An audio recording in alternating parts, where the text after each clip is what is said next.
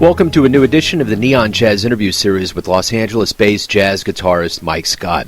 We caught up with him in late January 2021 to talk about his newest CD, Collect Things, this COVID-19 world, and a very interesting life he's lived in jazz. He was born in Japan while his father was stationed overseas. He grew up in Ohio, New Jersey, and Arizona before moving to Southern California at 18 to pursue a career in music. He plays with equal parts energy and spirit, lyricism, swing, creativity, and soul for a very expressive sound and touch to his rhythm. Get to know him. Dig this interview. Looking forward to talking to you. Me too, man. Thanks for taking a minute out. I appreciate it. You bet. You got an album coming out. You know, we're still in the middle of a pandemic. So first and foremost, talk to me a little bit about the timing and this coming out during a pandemic. Was that something you thought about? Well, I thought about pausing, I guess I would say, from doing it. It's a project that had been sort of in the works for me for a few years because I had written some songs, some original music that I wanted to record and had some momentum going in it. So we were initially looking to record it sort of end of April, early May, and that was canceled, of course, but it was at least out here in Southern California in July. Things had started opening back up, and people were going out and wear the face coverings and the mask, but you could go out and do things. So I had contacted the musicians for the CD and the recording engineer, of course, and we just sort of discussed if everyone felt safe going in and doing it, and just made a decision to move ahead with it. Everybody felt comfortable about it and doing it. So it was that, of course I thought about wow, should I just put it on, postpone it longer, but just felt positive about, everybody was feeling good about it and moving forward. Well, I think it's probably good to have something that's happening during this time. I know when I see music coming out and I see CDs in the mailbox, I feel as though the world is still spinning. Yes, that's so true. I would completely agree with you in terms of that. Yeah, and on a personal note for me too, it felt like I want to, it was actually really good for me to have that project at this time to be working on. You have an interesting path. You're born in Japan, but you were raised in Ohio, Jersey, and Nevada. Talk to me a little, or in Arizona. Talk to me a little bit about kind of your past and how, these areas influenced your path into jazz and music. Well, it was the path comes from my mother and father are both from Ohio, as are my grandparents, great-grandparents, and I think maybe another generation or two. So that's where they're all from there. My father had enlisted in the Air Force, and so did 4 years in the Air Force. And he had met my mom. They had gotten married, so they were stationed over in Japan. And I was born when they were over there. Then they came back. We were only in Ohio for a couple years, and then my dad got a job working for an aircraft radio. He's an electrical engineer, and he got a job in New Jersey, where I moved to and grew up there. That was right up until the 8th grade, and then his company was bought by Honeywell, and we were relocated to Phoenix, Arizona. And so to me, it was at that age, because that was right when I was going into high school in Phoenix, and that was when the whole music thing started for me. When the jazz world pulled you in, what was it? It wasn't that lured you? For me, as a guitar player, the jazz didn't come until really when I got to college, because in high school, I took an interest in guitar and very quickly got into it, but it was really when I was in high school, certainly starting out, it was a lot of playing sort of classic rock music, and then I had good teachers in my music school that got me into playing classical guitar, so would encourage me to check out Andres Segovia and John Williams, and got me playing classical. So it was sort of not until I was a senior in high school, and we had two music instructors, and one of them did the choir and was also a guitarist, and then we had another guy who directed the jazz band. And the director of the jazz band, when I was a senior, pulled me in, had heard me playing and wanted me to come and join the jazz band. And that sort of opened up the door to me at that point. There wasn't too many folks around at that time to give me a lot of a lot of direction. But he certainly, I remember still to this day, I remember him, hipping me to the Count Basie band, to Charlie Parker, to Joe Pass, and I heard that music. But it wasn't really for me until I got to college. And then when I got to college, I was introduced to Wes Montgomery, George Benson, and for me also trumpet players. I was introduced to Clifford Brown, Lee Morgan, and I just heard that music and loved it. And then I was all in. What was the first live jazz show you saw that really made you think that's something I want to do? I mean, the very first one for me would have been hearing college bands, when I was in high school, and hearing another band play when I heard it. Just sounded so cool.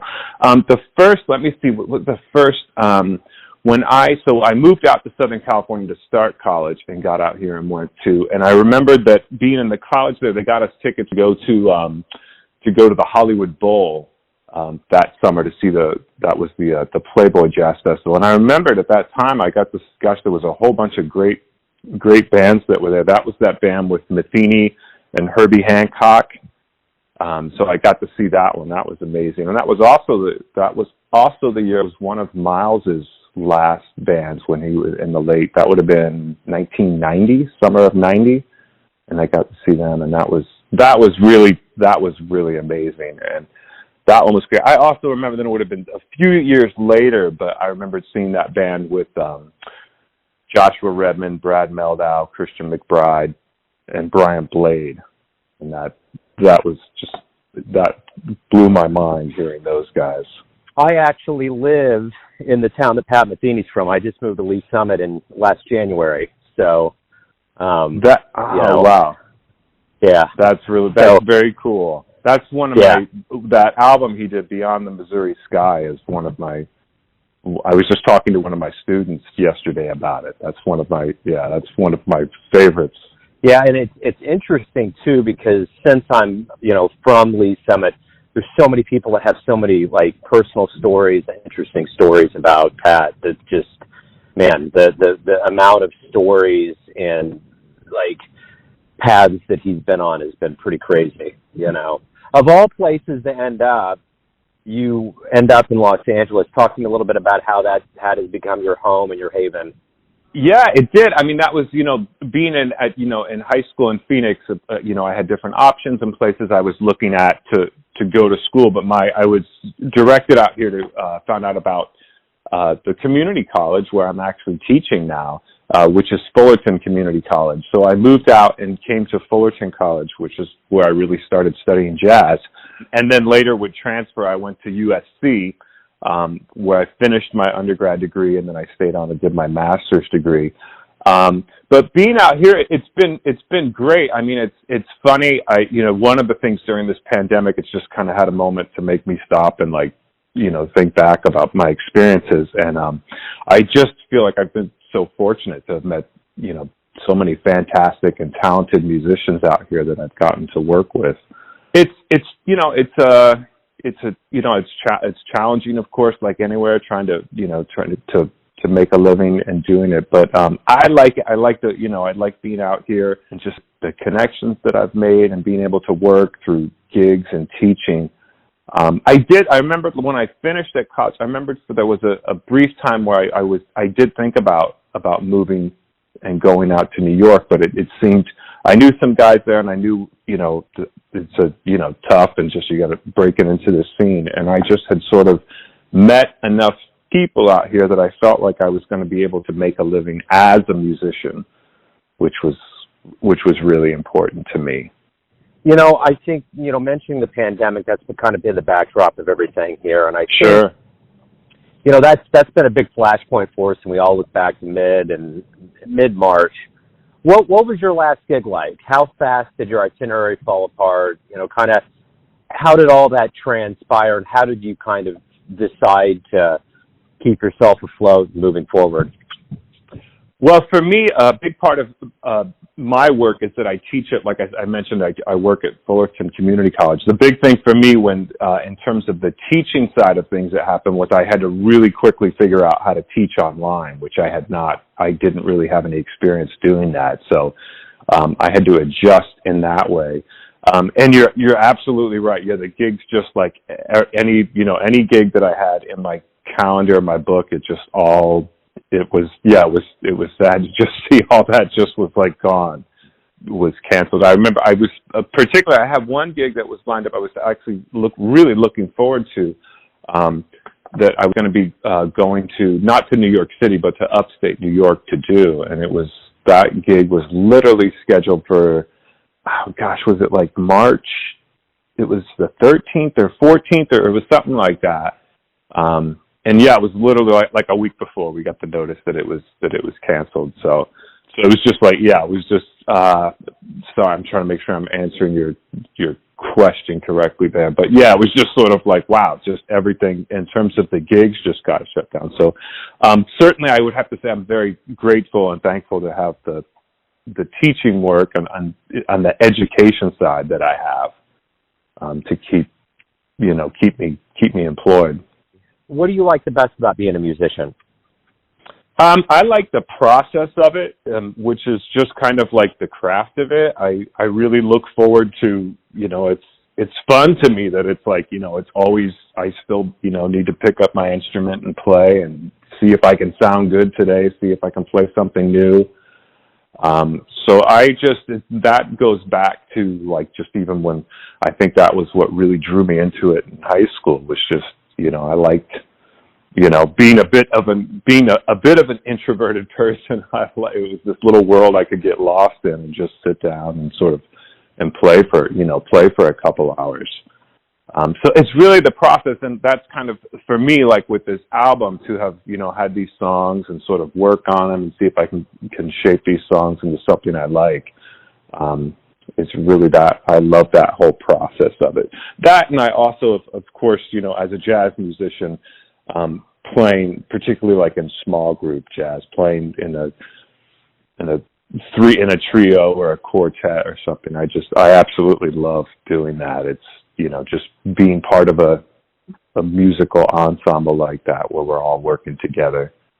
So let's say you have a dream tonight and you run into your younger self when you were starting out in the beginning, and you could give yourself like one piece of advice. What would it be?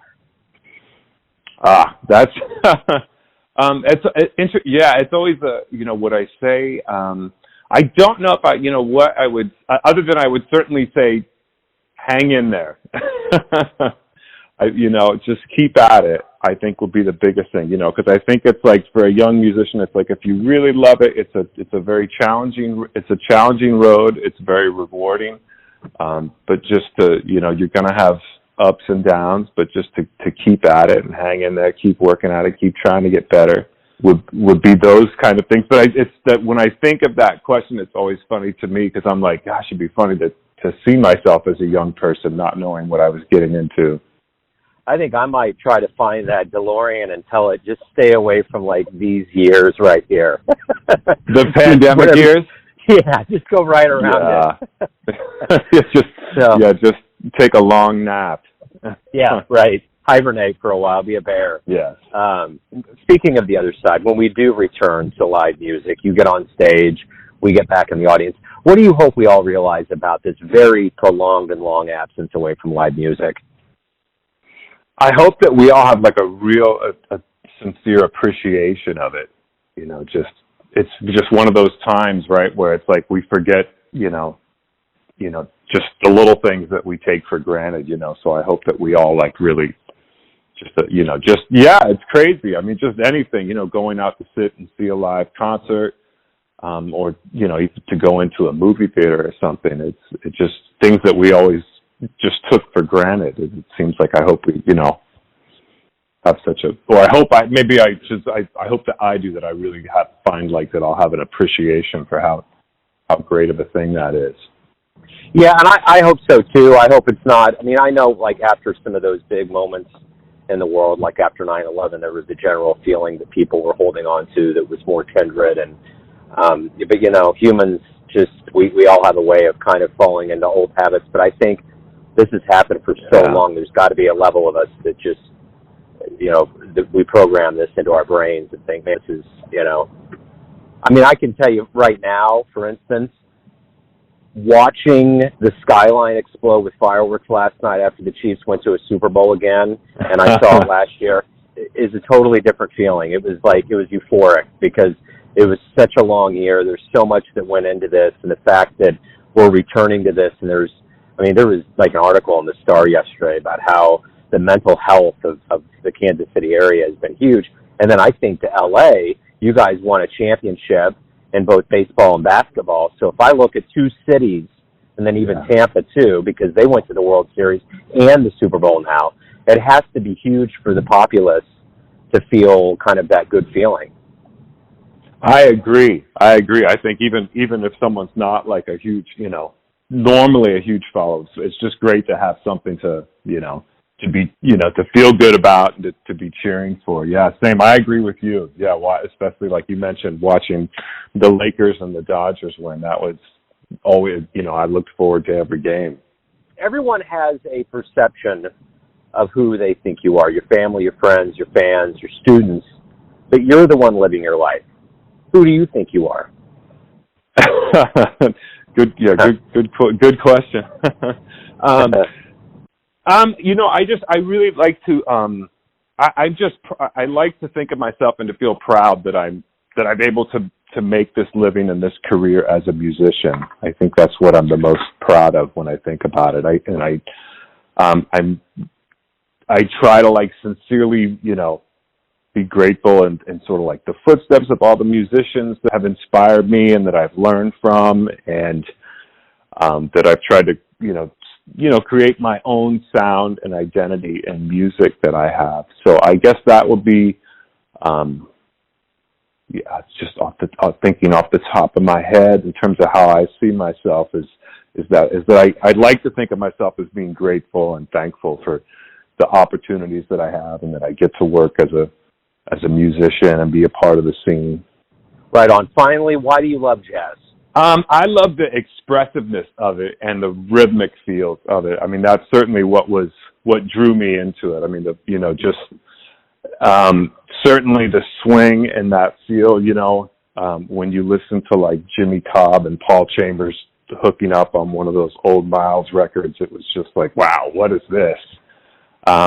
And also just the expressiveness of it. I mean, that you can hear something that's like really, a fast tempo, light, fun number, or you can hear something that just is so soulful and expressive. If you listen to Love Supreme or something, So I love that it covers sort of all those different, depths of emotion and just through an instrumental music. I guess there is one more question I have, and it's, sure. We all have this idea, like, for instance, if you're going to travel to somewhere new, let's say you're going to go to Greece, you've got a general idea of where you want to go and how you hope it turns out. Now, as we start getting closer to the possibility of live music and getting back to our lives, what's your thought on this whole return to live music, like how it's going to happen and kind of how all of that will unfold, and maybe a very sketchy timeline of what you think is going to happen as 2021 hopefully gets brighter? I think in jazz, because so much of our jazz scene tends to be in smaller venues and clubs. I'm envisioning it. And it seemed like it started to happen in New York for a minute. That they started to open the clubs up, and they, if it was, like I think at Smalls or something, I mean, they would let in 15 people or something. If I'm remembering correctly, I think I heard that. So I imagine like for jazz clubs, maybe they got to open slowly at a smaller capacity, and start, getting people back in, and then building it, and then slowly until we're eventually able to just get back to normal. So in jazz, I envision it and seeing it that way, that'll happen. I know it's been tough. We lost one of our, great jazz clubs out here, unfortunately, closed because of the pandemic. So, hopefully, as you're saying, like when things open up, hopefully we'll get, there'll be some new opportunities and people are going to want to go out again after having been inside. But in terms of like larger concerts, gosh, that's a really good question. And I don't know how long that's going to take up. How long that will take to open up those larger venues, or even we were mentioning sports. How long before you can have a full football stadium of people again? Yeah, that's going to be the tricky part of it. It's interesting. This morning I was listening to the radio, and they were going to have our mayor, Quentin Lucas, on to talk about the possibility of the Chiefs winning at a parade. Because last year, I think, when we had the parade, it had to have been the last largest gathering on the planet. I mean, almost 1 million people showed up. It was about a couple weeks before everything. Yeah, so it was a big deal, and Mayor Lucas has already said that's not going to happen. But my question to you is, since you've seen 2 championships recently, what was kind of the parade kind of unfolding of celebrating out there for those 2?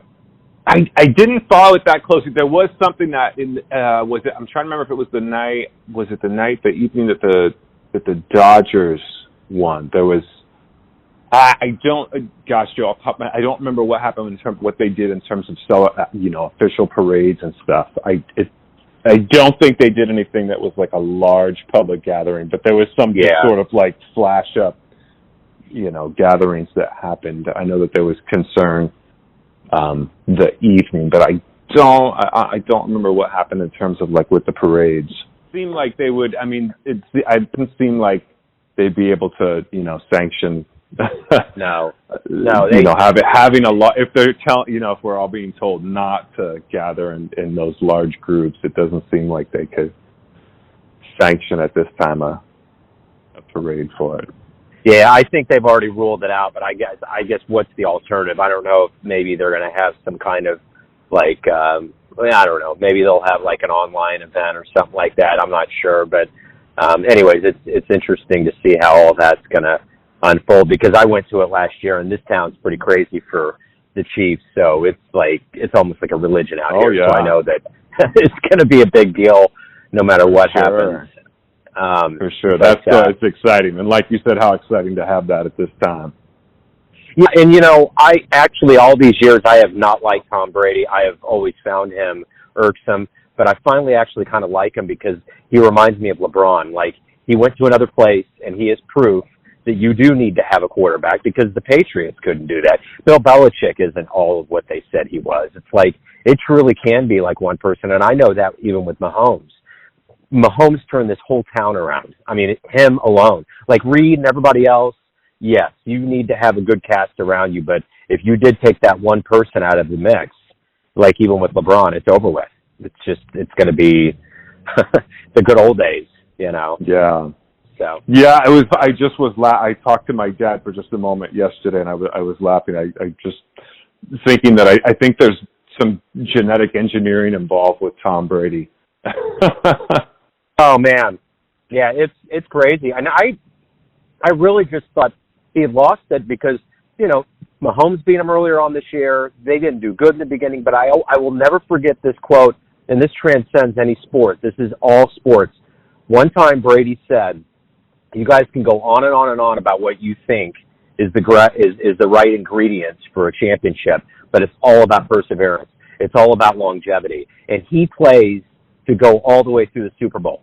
And he said, so you guys can go on and on about preseason, regular season, postseason. I think about the season starts at the first preseason game and at the moment I hold up the trophy. That's his whole mentality. And he wants to maintain that momentum. And there's so much truth to that, because like the Tampa Bay caught fire towards the end. And I bet a part of that was him. Like he probably told them in the beginning, we're figuring each other out. We're getting this going. And I think that's kind of the way that a lot of teams are. If they get, like even the Royals, when we won the championship, we got on fire at the right time. And then that went through postseason and we, stunned everybody. But it's funny how that happens in sports. And Tom was the one I remember that said that. So proof is in the pudding, I guess. Yeah, that's a great quote. I like that. Yeah, definitely. All about perseverance. But at any rate, well, hey, man, I really enjoyed the album. It's been great to catch up with you. Good luck with it and with the return to live music. Joe, thanks so much, man. Really appreciate it. Great talking to you. Yeah. Thanks for listening and tuning in to another Neon Jazz interview, where we give you a bit of insight into the finest cats in Ohio, Los Angeles, Kansas City, and spots all over the world, giving fans all that jazz. And thanks to Mike for his time, music, and story. If you want to hear more interviews, go to Famous Interviews with Joe Domino in the iTunes Store. Visit Neon Jazz at youtube.com, and for everything Neon Jazz all the time, go to the neonjazz.blogspot.com. Until next time, enjoy the jazz, my friends.